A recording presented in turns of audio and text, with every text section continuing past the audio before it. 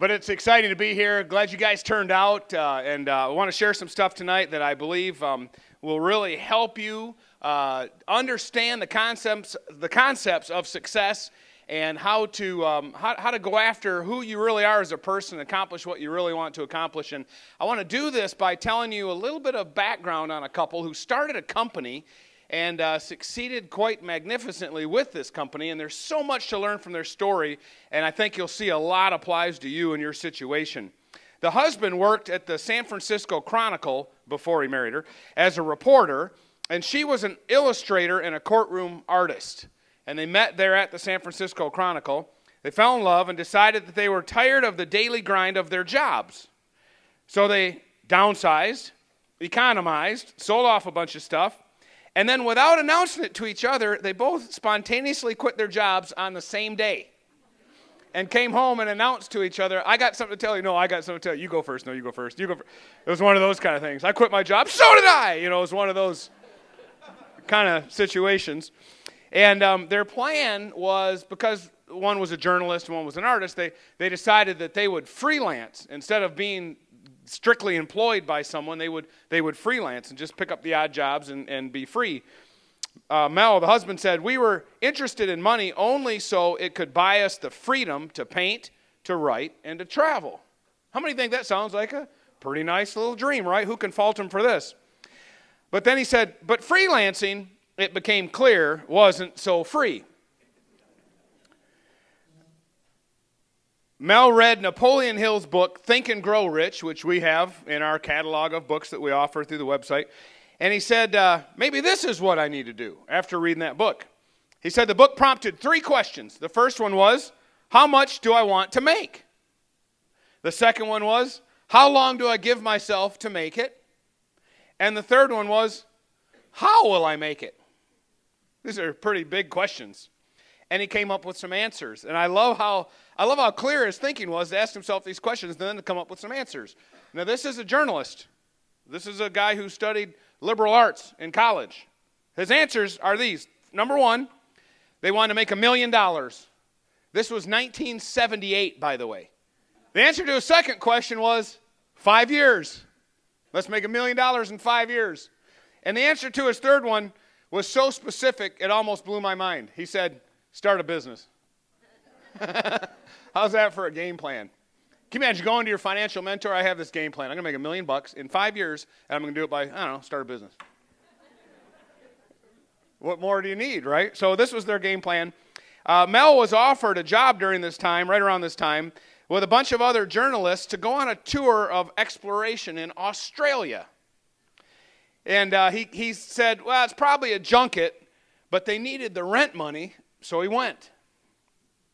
Mel, also, a little background on him, he liked to wear Army surplus clothing. This is 1978. I'm pretty sure by my research that he was a holdover from the hippie age. He was probably still anti-war, and he said he kind of liked that. It was a little bit counterintuitive to be against war and wearing around Army clothes, and I think that maybe was popular back in '78. I was paying attention to my Star Wars figures and stuff at that time. But he found himself in a store in Sydney, Australia, and they don't call them, apparently at the time, they didn't call them surplus stores, they call them disposal stores. And he found himself in a disposal store in Sydney, Australia, and he picked up this, for the first time, he saw Army surplus that wasn't strictly U.S. military. And he saw Australian this and British that and South African this and all these different types of garments, Army military exploration garments he'd never seen before. And he bought himself a British Burma jacket made of soft but thick khaki cotton twill with pockets on the chest and sides. It looked a lot like a safari jacket. As I describe it, you can kind of picture it in your mind, can't you? And he decided he would wear it home on the plane. And when he got off the plane for his wife to pick him up, he was sporting the jacket and an Australian bush hat that he'd bought. So he's in San Francisco Airport, 1978, walking out, looking like Crocodile Dundee. About 10 years ahead of Crocodile did it himself. When Patricia, that's her name, picked him up at San Francisco International Airport, she couldn't stop staring at him.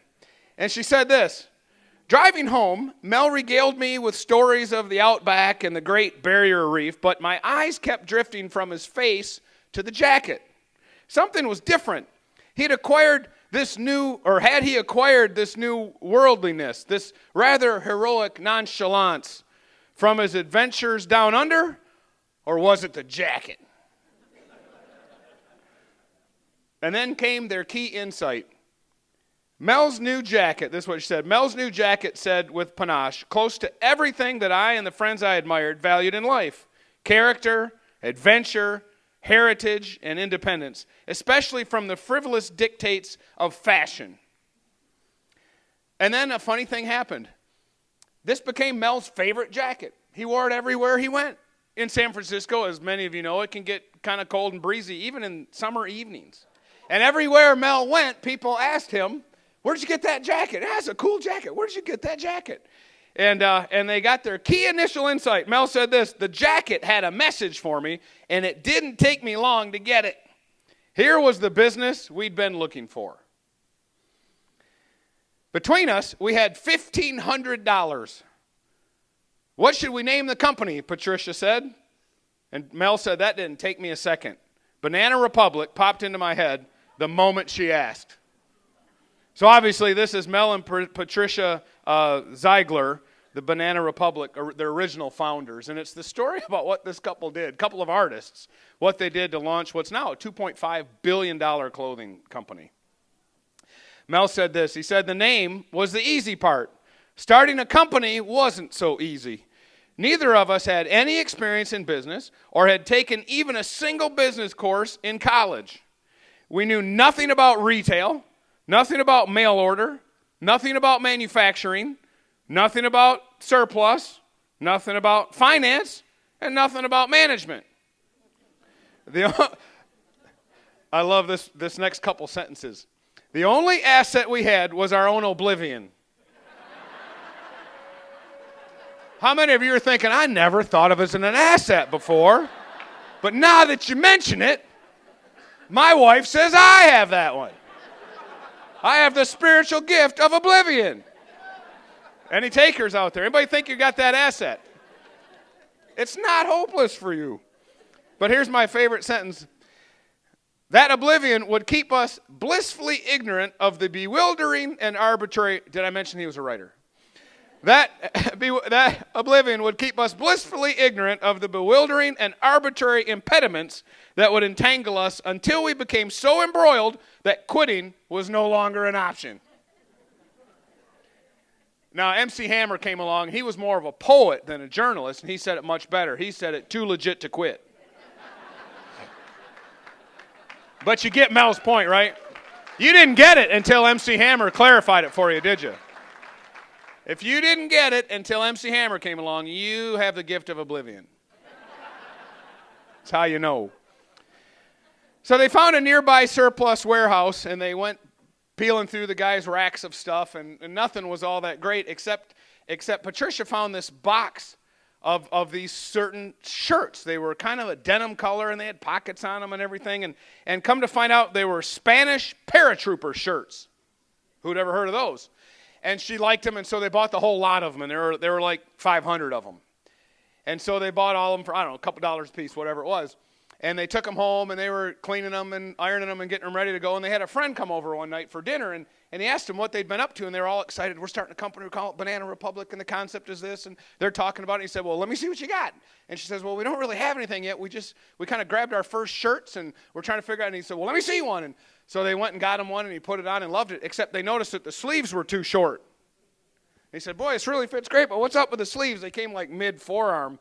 And she very quickly, she goes, "No one would wear a shirt like that with the cuffs rolled down. You're supposed to roll up the sleeves. That's why they're short." She was pretty witty, pretty quick. And so Mel said, "All right, go ahead and have that." And she said, "Heck no, you can't have it. Give me $8. That's our first sale." And so they'd made their first sale.